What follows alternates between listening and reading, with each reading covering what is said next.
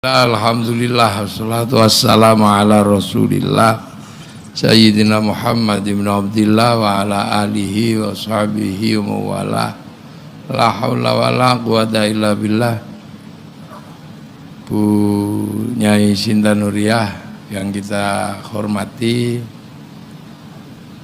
Tua Yayasan Wahid Hashim Pak Nur yang hormati beserta keluarga, Pak Rektor beserta sivitas akademika dan rektor yang sebelumnya yang alhamdulillah masih membisikkan kepada rektor berikutnya, bahkan terkadang intervensi.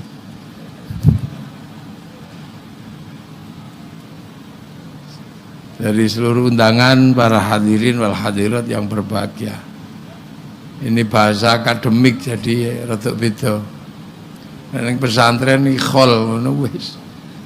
Nah, berhubung di pesantren apa di Unwahas ya apa tadi? Deklarasi United.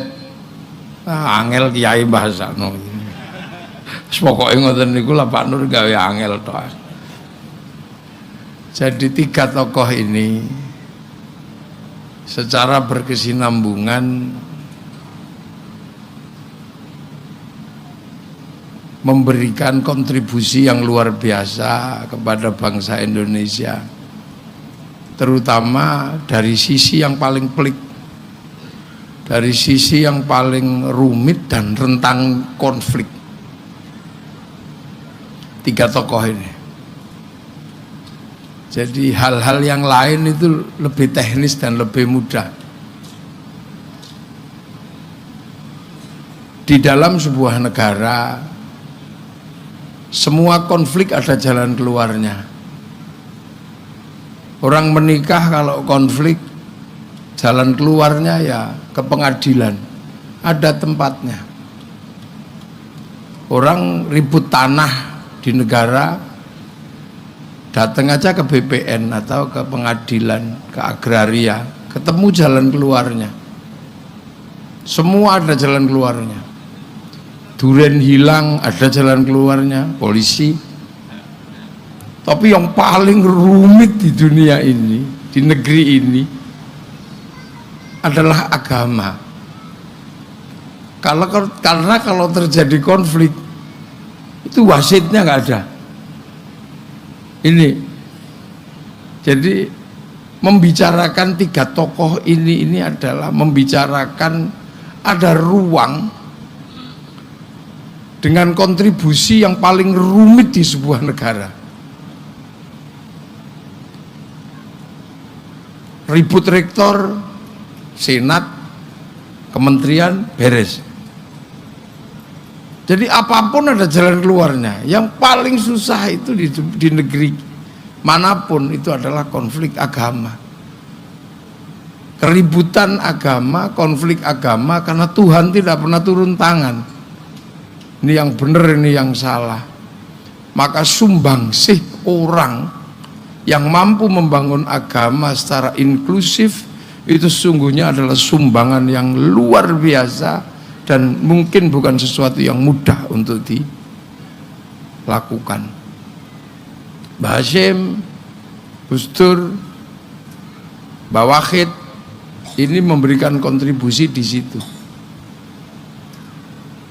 Ini yang harus kita ingat. Nah, Indonesia dengan mayoritas Muslim sebagai sebuah nation state-nya nggak baru. Nation state itu sudah cukup lama kalau di Indonesia. Semenjak Kutai Kartanegara sudah ada nation, sudah ada state.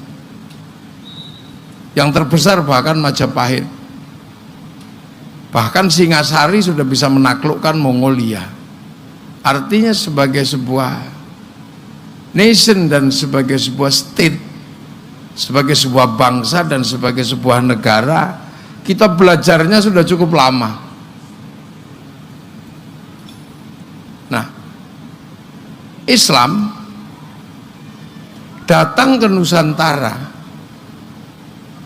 itu adalah ketika terjadi konflik yang luar biasa di dalam agama Islam.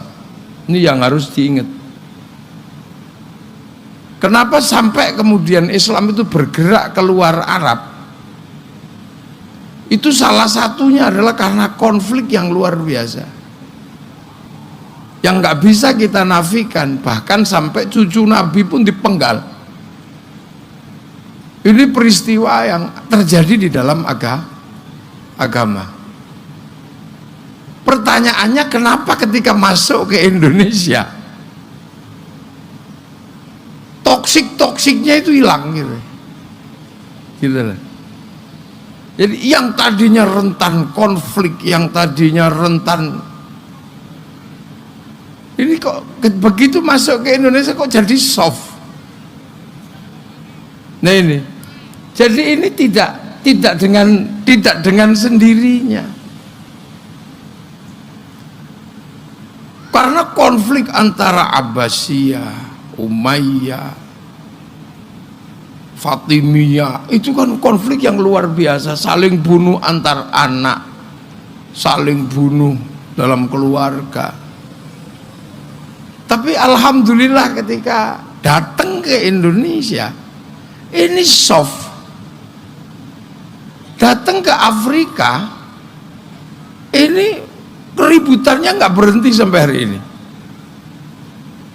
Datang ke Eropa, keributannya nggak berhenti sampai hari ini. Bahkan yang di Arab sendiri sampai sekarang belum selesai, termasuk yang di Afghanistan.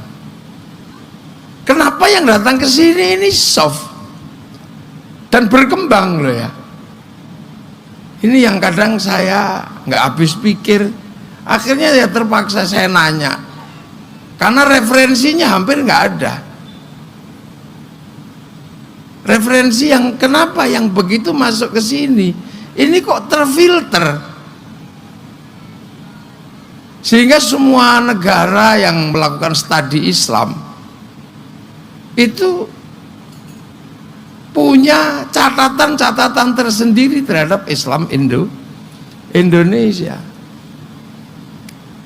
Nah ini, maka terkadang saya itu, oh ya, karena Islam di Indonesia ini kan Islam yang tidak dilahirkan dari proses semata-mata dialektika sosial, tapi ada proses petunjuk dari Allah. Kan itu. Karena apa? Karena kebetulan Islam ini kan punya kerangka ya, kerangka.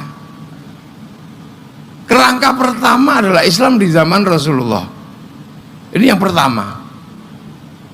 Dan itu di Mekah, di Arab. Yang waktu itu Arab pun susah menerima Rasulullah. Karena Nabi Muhammad itu lahir sebagai nabi, ditunjuk sebagai nabi. Nah, nabi itu konsep. Nabi itu jabatan, konsep yang tidak lahir dari konsep sosial, tapi dia konsep kitab suci. Messenger itu kan bukan petunjuk masyarakat, tapi dia turun wakil Tuhan. Nah, itu ada dalam kitab suci. Nah, kitab suci itu tidak ada di Mekah. Kitab suci itu tidak ada di Arab. Kitab suci itu ada di Filistin. Paling dekat itu ada di Madinah.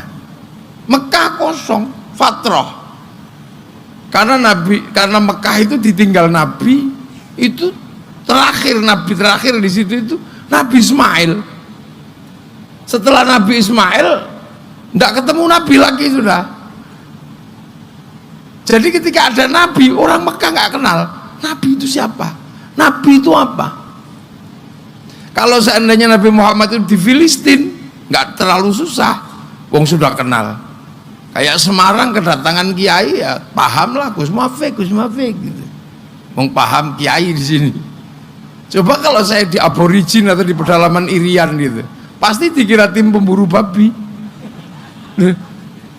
Ini asing. Jadi Nabi Muhammad ini, makanya kerangka dasarnya di Mekah itu Allah bikin dokumentasi yang luar biasa. Wa kafa billahi syahida Muhammadur Rasulullah. Jadi saksi ini ya namanya Allah itu tok, yang lain nggak ngerti. Jadi Muhammad Rasulullah itu yang ngerti ya cuman Allah, orang Mekah nggak ngerti. Makanya ja'a ghoriban wa sayaudu ghoriban, asing. Sehingga ditolak, apa? Tuhannya banyak, diajari Tuhan satu. Susah air suruh jinabat, kan pusing itu kan. Udah tahu panas disuruh wudu, suruh puasa, makanan susah suruh sedekah. Jadi pelajarannya memang susah. Tapi Nabi Muhammad berhasil karena apa? Uswah. Nabi tidak memberikan tarbiyah, tapi uswah, menteladani, menjalankan sendiri. Nah, yang nggak sepakat namanya disebut kufar. Makanya asyidda'u alal kufar. Kufar ini adalah yang nggak bisa terima karena nalarnya mungkin ya nalarnya pendek atau problem fi qulubihim maradun. Problemnya banyak. Fazadahumullahu maradun. Nah, sampai akhirnya kemudian terjadi rekonsiliasi. Ruhama ubainahum tarahum ruk'an sujada yabtaquna fadlan minallah waridwanan simahum fi wujuhi min athari sujud. Ini terjadi rekonsiliasi, yang ada cuman mengharap ridha Allah. Jadi ikhlas semua, yang tadinya budak jadi tukang adzan ya gak ada masalah. Rukun, rekonsiliasi besar. Yang tadinya kafir, mu'alaf, masih punya anak mu'alaf. Kayak Muawiyah ini mu'alaf, bapaknya Abu Sufyan mu'alaf, mukallafnya baru di Yazid. Sayyidina Ali mukallaf. Nah, Sayyidina Umar mu'alaf, Sayyidina Abu Bakar mu'alaf, semuanya mu'alaf. Tapi rukun, ruhama ubainahum, dengan para budaknya rukun. Nah, setelah melalui proses itu, dokumen Al-Quran tegas. Dzalika mathaluhum fit Taurat wa mathaluhum fil Injil kazar'in. Islam itu sudah digambarkan seperti tanaman kazar'in. Maka ada yang nanam di Afrika, ada yang nanam beserta konfliknya, beserta toksik-toksiknya ditanam di semua tempat. Dengan kekerasannya, Tariq bin Ziyad sampai kapalnya dibakar biar nggak bisa pulang. Dengan sahabat Sa'ad bin Abi Waqqas yang ke Cina. Nah, yang kesini inilah yang agak beda, yaitu yang disebut wali. Nah, wali inilah yang membedakan dengan Islam yang masuk ke beberapa negara. Wali ini menggunakan konsep kazar'in, seperti tanaman. Makanya lahir tembang lir ilir tandur itu. Jadi tandur itu adalah bahasa Al-Quran. Tandur yang tanam, ditanam. Lah cuman cara nanamnya gimana? Wong ketemu yang berbeda-beda. Tumbuhan yang dibahas juga lebih banyak di sini. Kalau bahas tumbuhan di sana paling ya kurma, jeruk. Begitu sampai sini tumbuhannya banyak yang dibahas, yang makanan halal itu banyak, yang haram juga tambah banyak, tambah cipluan, tambah duren, tambah kesemek. Makanya jadi kiai di sini terus lebih pintar daripada kiai di sana. Bahas kewan sana paling tinggal unta sama kambing, nggak ada bakasan terenggiling, undur-undur itu nggak ada. Bahkan bakasan hantu itu di sini lebih banyak, sana cuman jin syaitan. Nggak ada bakasan wewe gombel, itu turunan siapa? Nasabnya sampai mana ini? Suster ngesot itu nasabnya tekondi. Loh ya kan? Turunan jin apa turunan setan apa turunan iblis itu? Apalagi kolor hijau, ini bakasannya lebih banyak. Nah, kenapa para wali yang harus menyelesaikan ini? Karena nation state dan agama sudah komplit di sini. Negara bangsa sudah utuh. Apapun yang dibutuhkan oleh kehidupan manusia sudah ada di sini. ngomong bangsa ya wis ada, ngomong ekonomi ya komplit, ngomong menungso ya sudah komplit. Ya ngomong apa aja di sini sudah komplit. Jadi ngejak gelut wong kene tukang gelut. Mau disebarkan dengan kelahi kepruk wong kene ya bubar. Mau ngajar ekonomi orang kene pedagang semua. Kastanya sudra. Jadi makanya enggak mudah. Nah, sementara di sini itu Hindu. Yang punya otoritas agama itu Brahmana gitu loh. Jadi kesatria kan nggak boleh ngomong agama, para raja. Wesya pegawai nggak boleh. Sudra petani pedagang nggak boleh ngomong agama. Wong petani pedagang senengane dodolan kok ngomong agama. Engko agamane didol. Apalagi kasta paria pengemis, sudra pengemis, paria pengemis, bawahnya kuca. Nggak mau kerja, nggak mau minta tapi ngentit. Makanya yang suka ngentit bansos itu turunan kuca itu. Terus ada mereka itu maling tapi masih malu. Nah, malu. Nah, ada candala itu berani dia tunjukkan badan gini, begal itu. Nah, otoritas ini dipegang Brahmana. Nah, yang bisa ngimbangi Brahmana ini siapa? Ya wali itu. Brahmana punya cakti, wali punya karoma. Makanya yang bisa masuk ke sini wali karena ngimbangi Brahmana. Saudagar nggak diterima, mau saudagar itu sudra. Makanya dalam standar epistemologi pengetahuan kalau ada yang mengatakan yang menyebarkan Islam itu saudagar, ini tertolak dalam filsafat ilmu, ini tertolak. Jadi makanya ada konsep wali karena ngimbangi Brahmana. Lah di sini inilah. Nah, wali itu tidak punya takut apa-apa. La khaufun alaihim walahum. Ya dia nggak punya takut. Kenapa? Karena wali itu kalau mau melakukan sesuatu itu download. Nah, ini bedanya. Wali itu download, tidak baca buku tapi download. Kemana? Ke lautnya dunia ini. Dunia ini kan punya pusat data. Pusat data dunia itu kan ada di langit ketujuh sana. Jadi catatannya Pak Nur Rahmat jam segini apa itu ada. Kapan jadi rektor ada. Kapan jadi Basnas ada, kesandung jam berapa, catatannya ada semua. Dunia ini ada blueprintnya. Orang Yahudi menyebut tabut Sulaiman, orang Yunani menyebut kotak Pandora, nah orang Jepang menyebut kantong Doraemon, orang Islam menyebut Lauhil Mahfud. Ini kan cloud kan, ini hard disk, bisa diretas itu, bisa di-download. Makanya wali-wali itu kalau melakukan pekerjaan nggak sibuk, cuman download gitu aja. Qalu rabbuna Allah tsumma istaqamu tatanazzalu alaihimul malaika alla takhafu wala tahzanu. Makanya terus download ono sing 3 tahun gini diem, itu download. Itu download. Nabi Muhammad 15 tahun di Gua Hira. Syekh Abdul Qadir 25 tahun. Sunan Geseng 3 tahun, Mbah Hashim entah berapa tahun. Download ini tiap malam, ya Allah, ya Allah, ya Allah, ya Allah, ya Allah. Itu namanya download. Makanya wali-wali itu paketannya besar. Lah kita nggak punya paketan, kalau tidak download langsung tidur paketan entek.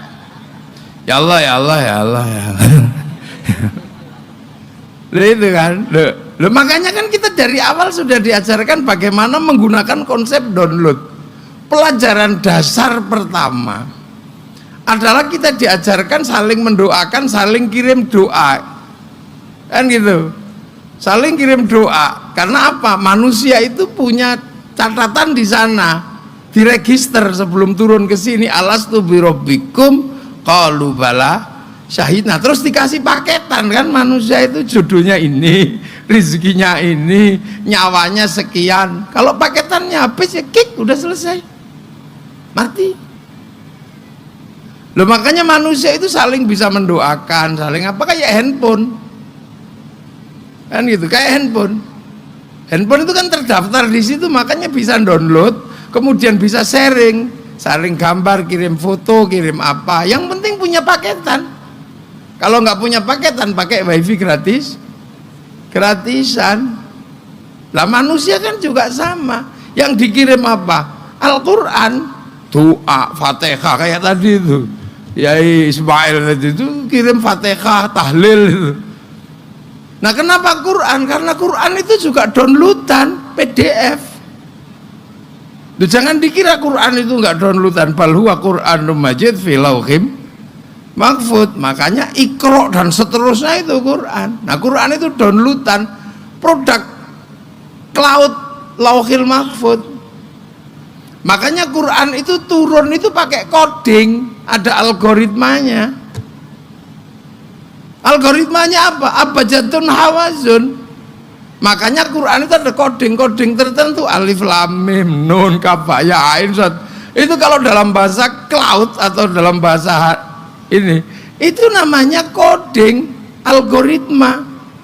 Orang kalau menguasai coding dalam algoritma itu dapat materi. Makanya kalau menguasai coding gampang, manusia itu terdaftar di sana. Kita pengen perempuan cantik, nggak usah pakai I love you, nggak usah dilamar, kasih coding aja, kasih huruf berapa, tempelkan di pintu rumahnya, I love you. Nah, itu makanya ada istilah raja kan dulu. Lah makanya ulama-ulama dulu punya pelajaran coding. Imam Ghazali punya kitab Al-Awfaq, ada kitab Syamsul Ma'arif. Jadi sebenarnya kalau mau apa-apa orang bisa punya coding. Misalnya Unwahas mau mengajukan proposal ke kementerian, proposalnya dikasih coding, kasih, itu pasti dikasih. Tulisi huruf apa, 4 huruf apa berapa, itu coding. Lah Quran mengajarkan coding. Cuman belakangan coding dianggap musyrik, jadi akhirnya ya kaum muslimin nggak ketemu codingnya. Lah makanya coding ini kan bisa dibagi ke manusia ini, kirim Fatihah, kirim doa. Yang penting punya paketan. Kalau nggak punya paketan ya pakai wifi gratis. Gratisan. Wifi-nya siapa? Wifi-nya Nabi, wifi-nya wali. Caranya gimana? Tawassul ila hadratin nabiyil mus. Oh, pakai provider tertinggi. Bis itu wa ila jamil anbiya wal mursalin by name by address itu. Tapi begitu wa ila jamil muslimin wal muslimat wal mu'min, nggak ada nama, nggak ada alamatnya. Terus habis itu share it kan Al-Fatihah kebagi. Tuh, ini kan teknologi kuno yang sunnah. Wali itu download seperti itu. Makanya punya bagaimana menanam kazar'in. Pertama nanam Islam di negeri yang sudah ada dan berbeda-beda. Makanya muncullah istilah-istilah lokal, kiai, santri. Nah ini diteruskan gitu lah. Siapa yang nerusin? Ya Nahdlatul Ulama. Makanya NU tegas mengatakan penerus para wali. Nah apa yang diteruskan? Ya perjuangan wali yang dalam nilai agama dan bagaimana menata manusia yang menerima agama. Makanya agamanya dimasukkan dengan konsep zar'in, konsep tanaman. Manusianya ditata, hidup di nation state ditata. Makanya yang tadinya kasta-kasta dirubah sesuai dengan cara Islam, dan itu bisa diterima. Apa caranya? Kullukum ra'in wa kullukum mas'ulun an ra'i. Ya dikenalkanlah konsep ra'iyah. Yang tadinya raja hamba kawula Gusti dikenalkan konsep ra'iyah. Nah, ra'iyah itu orang boleh berbeda apa saja, yang penting hiduplah saling bertanggung jawab. Nah, itu yang akhirnya diserap menjadi rakyat. Jadi rakyat atau ra'iyah ini bahasa Rasulullah untuk menata manusia yang menerima Islam di tempat yang berbeda. Makanya kalimat ra'iyah ini yang kita pakai sekarang jadi rakyat. Jadi Indonesia bukan people. Kalau people itu vox populi vox dei, suara mayoritas suara Tuhan. Begitu dia mayoritas dia diktator mayoritas. Makanya khilafah dan ikhwanul muslimin nggak cocok di negeri ra'iyah. Juga bukan PKI. PKI itu komunis itu proletar. Begitu dia banyak dia diktator proletariat. Nggak cocok. Nah inilah konsep ro'iyah ini sebenarnya luar biasa, yang tadinya nggak dikenal. Nah ro'iyah ini kalau ketemu dengan ro'iyah yang lain, apa yang harus dilakukan? Ya harus bersekutu, saling paham. Maka lahir konsep musyarakah yang sekarang dikenal dengan istilah masyarakat. Kan masyarakat ini konsep musyarakah, saling mengisi dan berbeda-beda. Kiai sholat, yang ngisi sarungnya ya Cina, maka kiai nggak boleh marah sama Cina. Cina ini pergi, kiai ini udah. Loh, ini konsep musyarakah. Unwahas ini bikin sekolahan, bikin perguruan tinggi, bikin masjid. Tapi masjid itu tumpuan pasir sama besi, tapi nggak bisa ada kalau nggak ada semen. Itu hasil industri. Maka kiai tidak boleh anti industri. Karena apa? Tanpa industri, apa yang jadi kelengkapan sholat tidak jadi. Loh, ini kan konsep musyarakah. Makanya kita menggunakan bahasa masyarakat. Nah, kalau kemudian mau ngambil keputusan bersama, apa yang harus dilakukan? Ya harus musyawarah. Masuk konsep wasyawirhum fil amri yang tadinya di dalam Al-Quran menjadi konsep hidup bersama musyawarah. Nah, musyawarah ini mau apa? Ya ikutlah lembaga musyawarah, karena ada lembaga permusyawaratan rakyat, dewan perwakilan rakyat, majelis. Nah, itu mensepakati apa? Ya monggo. Mau jadi bupati yang daftar ke KPU, mau jadi DPR daftar ke KPU, mau jadi rektor daftar ke Senat, kan ada lembaganya masing-masing. Setelah daftar ya, kalau mau jadi bupati ya cari teman yang banyak. Kalau temannya nggak banyak ya beli, udah gitu aja. Lo kan, lo tepu, oh nggak usah suka-suka. Loh, ini konsep masuk konsep musyawarah. Nah, karena yang nata itu semua adalah para wali, maka teritorinya, nation state-nya disebut wilayah. Masuk konsep wilayah. Wilayah itu ada karena konsepnya para wali, teritori, wilayah. Lah itulah yang jadi NKRI. Nah, Nahdlatul Ulama itu di situ. Makanya namanya NKRI, pemilik wilayah ini ya harus dipertahankan. Makanya Mbah Hashim perang melawan company itu. Karena apa? Ini mengganggu wilayah yang di situ adalah tempatnya kaum muslimin bisa hidup dengan beraneka ragam suku, bangsa dan agama yang disebut apa? Darun Islam, negerinya kaum muslimin. Loh. Ini makanya tidak menyebut Darul Islam, tapi negerinya kaum muslimin. Nah, itu harus dipertahankan. Nah, cara mempertahankan gimana? Ya persatuan.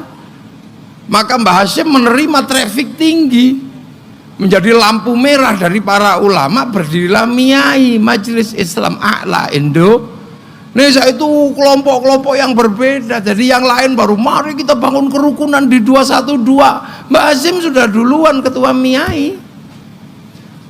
Bahkan Mbah Hashim sudah ketua Majelis Syuro Muslimin Indonesia, Masyumi. Sampai akhirnya dengan konsep itu masuk apa? Ya Sumpah Pemuda, masuk apa? Ada persatuan.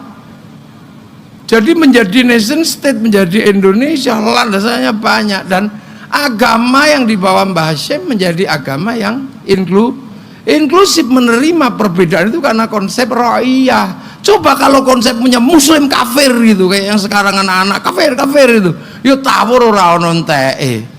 Itu yang terjadi di Yaman, itu yang terjadi di Suriah, itu yang terjadi di Afghanistan.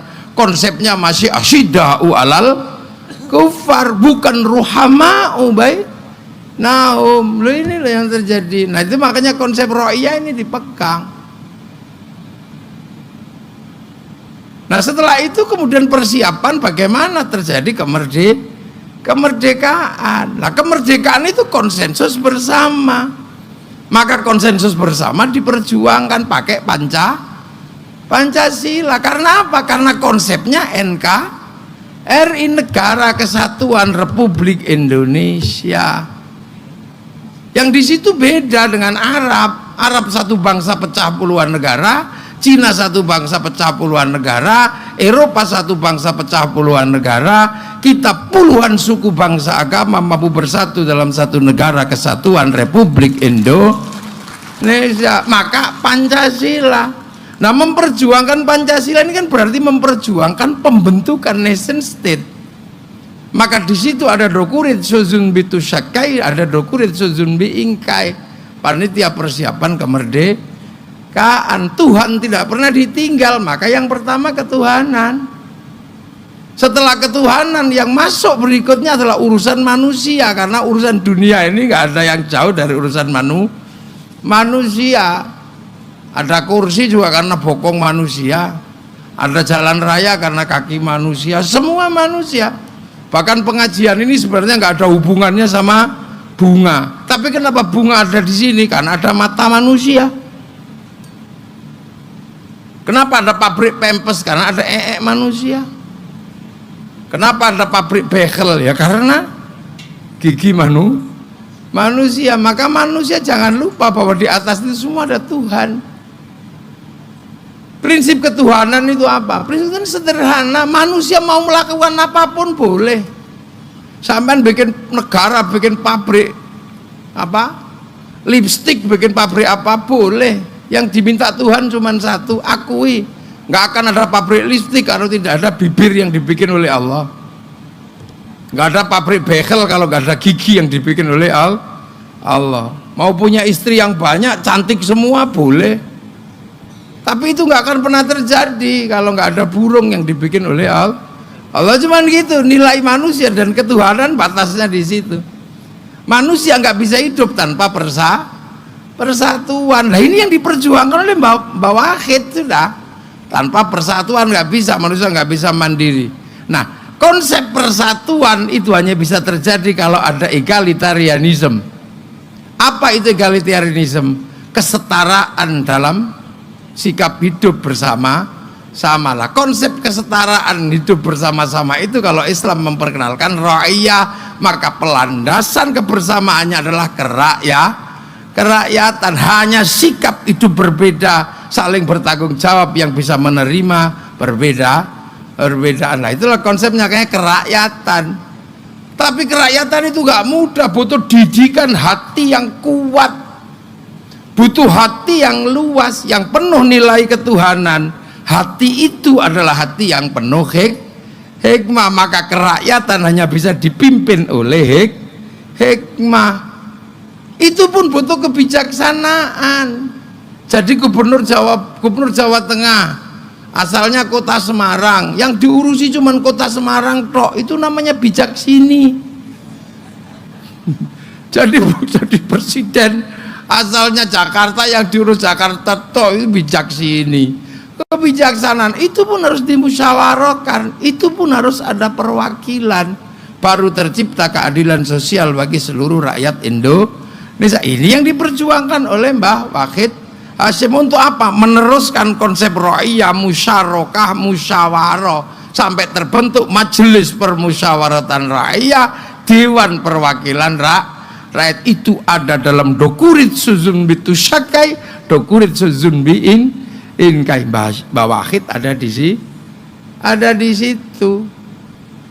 Kan gitu. Nah, di eranya Gus Dur ini beda lagi. Karena apa? Nation state sudah terbentuk, landasan kenegaraan juga sudah terbentuk. Gus Dur tinggal nerusin.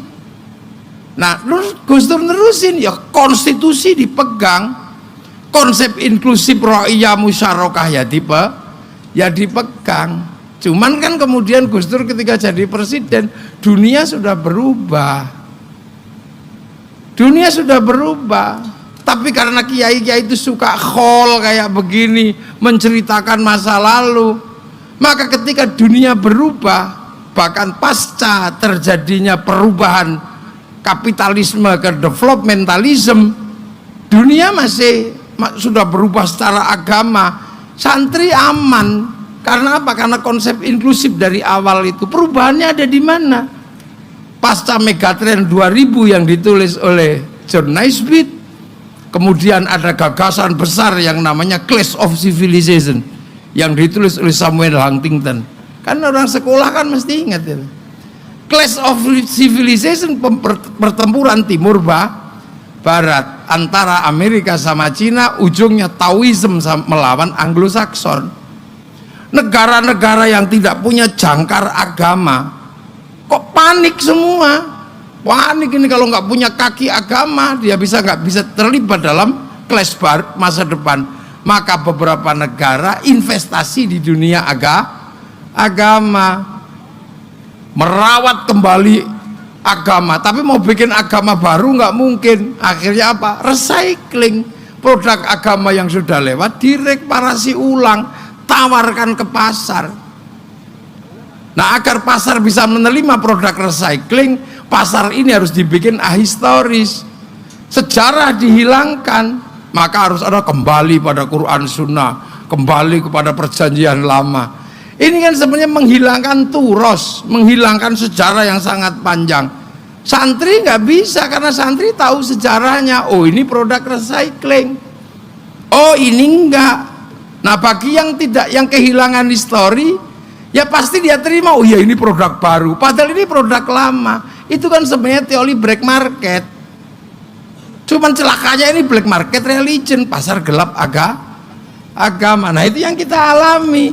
Makanya sifat inklusifnya Gus Dur bisa membendung ini semua, dan santri bisa membendung itu semua.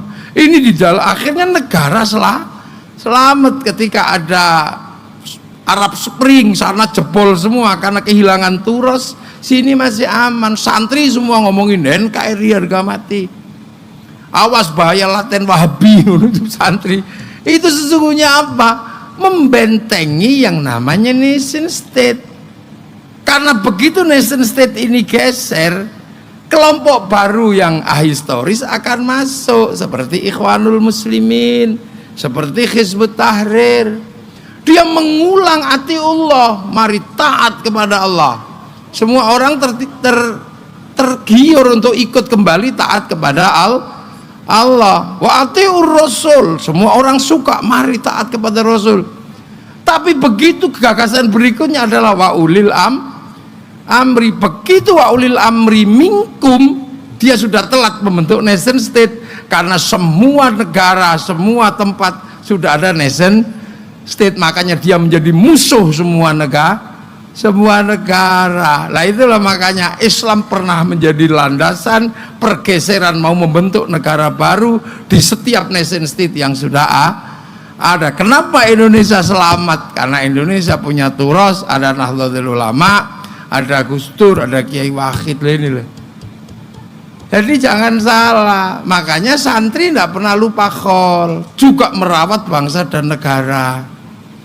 Yang tadinya doa dikumpulkan di alun-alun, pasar bergerak, ekonomi berputar, kerukunan terjaga, NKRI yang berbeda tetap utuh. Ada selawat, kumpul di alun-alun bersama-sama merawat negara, rakyat dirawat, ekonomi dirawat, kerukunan terjaga, makam-makam dirawat, dijaga, bikin kumpul. Yang penting jangan bikin makam baru, kan gitu aja. Yang penting jangan suka bikin makam palsu. Kenapa? Karena membentuk nation state ini sejarahnya ada. Ya maaf, kadang ada orang-orang yang tidak ikut membentuk nation state, tapi karena pengen menjadi bagian dari seolah-olah mereka bikin nation state, maka mereka membangun sejarah, termasuk bikin makam baru. Itu kan sebenarnya untuk itu, agar mereka punya klaim bahwa mereka juga terlibat dalam pembentukan nation state lah inilah. Makanya jangan kaget sampean kalau kemudian punya unwahas saja baru-baru ini. Yang lain sudah punya lama perguruan tinggi. Kenapa NU baru punya belakangan? Nah, duitnya habis. Punya ayam dikit khol, mati dipotong. Punya uang dikit iuran mulutan, duitnya habis. Makanya, tapi negara tertata, negara terjaga karena ruang konflik yang paling pelik dalam wilayah agama dijaga oleh Nahdlatul Ulama. NU menjaga ruang di mana konflik yang paling rentan adalah konflik agama, dan kita bisa jaga di situ. Makanya nation state terjaga, agama terjaga, dan itulah kalau dalam bahasa perfilman ini Three Musketeers ini. Three Musketeers ini trio ini. Nah mungkin nanti akan muncul berikutnya dengan gayanya masing-masing, karena masa depan bangsa dan negara ini masih panjang. Ada bonus demografi, ada bonus apa. Nah ini harus terus dijaga.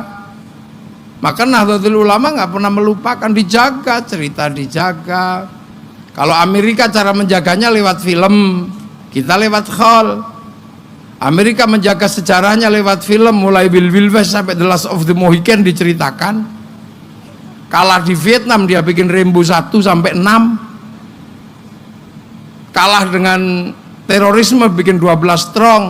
Kalah di Irak bikin Hot Shot 1 sampai 2. Cina juga merawat bangsanya lewat film hari ini. Mulai dari Wong Fai Hung sampai Sun Gokong dia dijaga. Mulai dari ular putih sampai ular hijau. Jepang juga merawat semangat Bushido, samurai, sampai Samurai X dengan tokohnya Rurouni Kenshin. Malaysia walaupun telat-telat dikit menjaga keutuhan bangsanya dengan si Upin dan si Ipin, udah gitu aja. Si Upin dan si Ipin biar nggak ribut sama anak-anak Cina dikenalkan Mei Mei. Biar nggak ribut dengan anak-anak India kenalkan Jarjit. Biar nggak ribut dengan anak Indonesia kenalkan Susanti. Ada caranya masing-masing. Drama Korea dengan drakornya.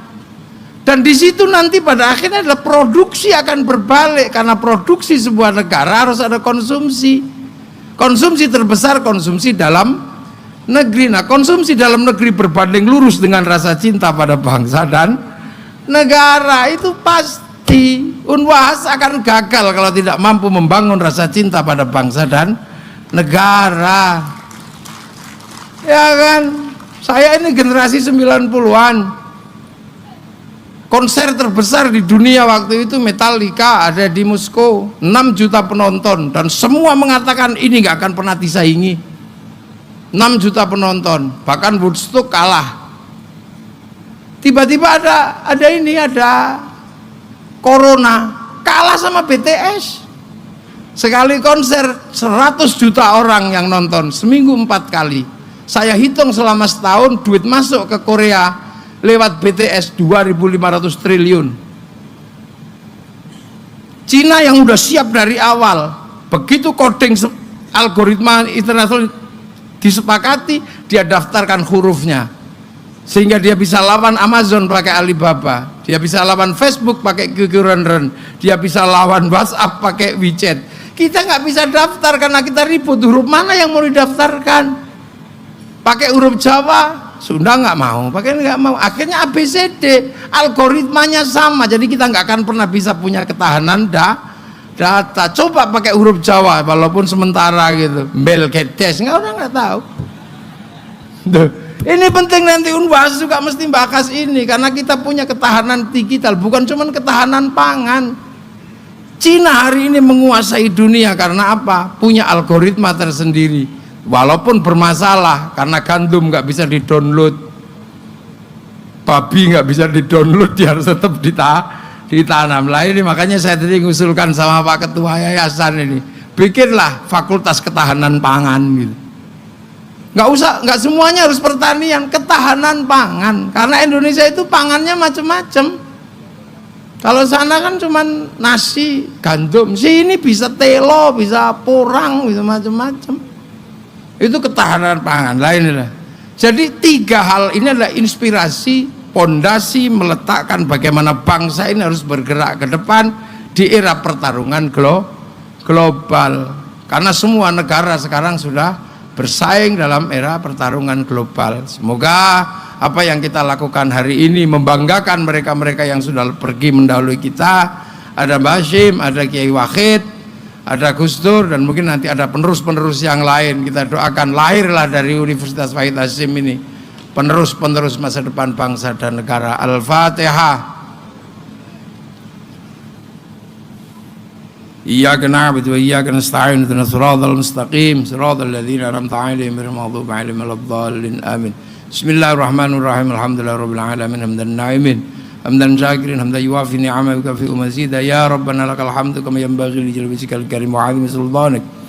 اللهم افتح علينا فتح العارفين بحكمتك وانصرنا رحمتك وذكرنا ونسينا يا ذا الجلال والإكرام. Doa ya Allah ijal auladana dzurriatan talamidana talamid unwahas ya Allah alil ilmi alil khair alibatun qasul qiyamah binuril masul jam qasidana maqasid dunya wal akhirah warzuqna halalan dan bahasan ya Allah ya baina ummatina masyayikhina wa jaddati wa jaddatina wa nukhusuna ila hadrati wa ila ruhi bashim mas'ari bi wahid ustur jami usuli wa furuhim wal jamal muassis unwahas. Allahumma ighfir lahum warhamhum wa'afihim wa'fu anhum. Allahumma la tahrimna ajrahum wa la taftinna ba'dahum waghfir lahum. Allahumma ij'al qabrahum muratamiratil jinan. Allahumma ij'al qabrahum min al-qubur min al-ilahi ila Allah Muhammadur Rasulullah bi haqqin wa ila rabbika radiyatan mardiyah. Fadkhuli fi ibadil jannati rabbana atina min ladunka rahmah wa ilana min amrina rasyada wa ilana min amrina rasyada wa ilana min amrina rasyada. Ya Allah ilahi ya karim. Ilahi ya karim tammim bina'ana. Ilahi ya karim tammim bina'ana. Ilahi ya karim tammim bina'ana bijahil Mustafa sahil alaina. Ilahi ya karim tammim bina'ana unwahas ya Allah bijahil Mustafa sahil alaina. Ilahi ya karim tammim bina'ana bijahil Mustafa sahil alaina. Sallallahu alaihi sayyidina Muhammadin walhamdulillahi rabbil